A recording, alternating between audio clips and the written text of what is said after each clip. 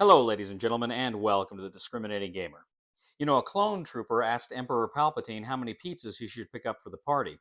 The Emperor said, "Order 66."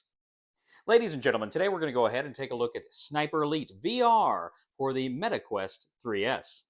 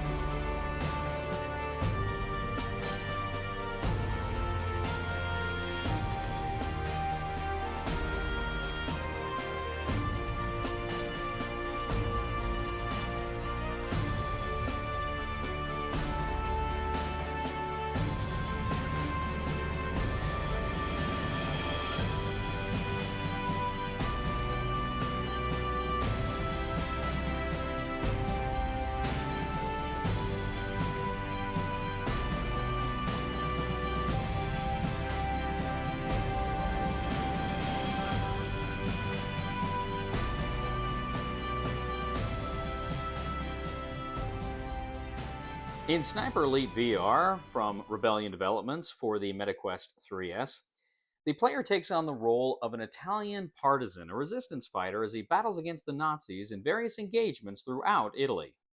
Now, in the story, the player progresses through various scenarios, various battles in which he is attempting to defeat the Germans. There is a battle in a small town. There is a stealth move through a graveyard to take out the Germans. There's a raid on a fuel depot, and then a defense of that same fuel depot. And of course, there's all sorts of various weapons and encounters and all sorts of characters in the game that you are going to meet and interact with. Now, I was a big fan of Sniper Elite 5, which I played on my PlayStation 5. In fact, I would say Sniper Elite 5 is probably one of my favorite video games of all time, probably in the top three, maybe. It was really a lot of fun. Now, this game, of course, predates Sniper Elite 5. In fact, Sniper Elite VR was released, I believe, in 2021, so it is an older game. Some of the graphics I felt were not as good, not as clean, not as crisp as what we saw on the PlayStation 5. And I felt too, the PlayStation 5, Sniper Elite 5 on the PlayStation 5 just felt like it was a bigger game. It was a more immersive game, larger levels, more things you could go do, more places you could go. Here, it feels like it's a slower place, a slower paced game. The various maps you go into all seem a little bit smaller. But having said that, you still get that same sense of tension that you get from Sniper Elite 5. You still get the same you know cutscenes when, of course, you're firing through your scope and you can actually take out somebody and it zooms in to show the gory uh, blood there of what's happening. So there's a lot of similarities here between the games.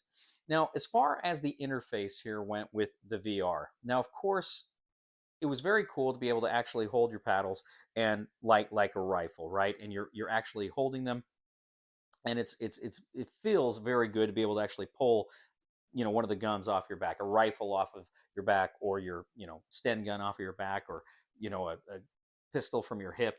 You got spaces for grenades on your belt. So there's a lot of cool things in that regard.